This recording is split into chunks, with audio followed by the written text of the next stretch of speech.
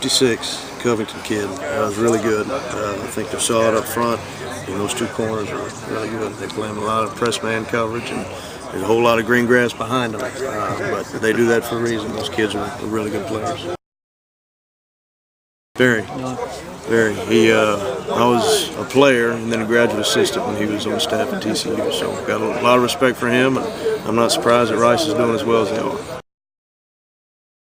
He's a great guy, kind of guy that's going to leave the door open to his office and sit there and have a conversation with you. Just very genuine, easy to get along with, and a good football coach too. He knows what he's doing. He's a Jim Wacker, disciple. Can you tell? I mean, Coach Wacker, kind of all the lineage of all these coaches. Can you tell he's from that tree, the Jim Wacker tree? I didn't know Jim Wacker, but every word I've ever heard about him was positive. And the David Bailiffs, the Dan Sharps at TCU, those you can tell that he's touched their lives and had an influence on them. But absolutely, you can, from what I've heard about him. Oh, it's anytime you get one of your playmakers back, it helps. Got to get that guy the ball in space, and last week didn't have him. Other guys had to step up, and it'd be nice to have him back. Well, we got some work to do. We saw that today. We should have been a little bit more crisp on the Tuesday practice, I thought. But people are going to exploit your weaknesses. That's the way it is, and good teams are going to do that. Good coaches are going to do that. Marshall had an off week, an outstanding job.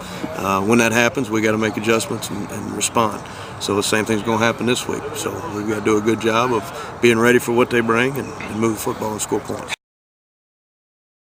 No, it helps, how they play stuff, the stuff we do on offense, and, Coach Bailiff's familiar with what we do, so we've got to have answers for it. No, but it definitely helps to have that film to look at from last year.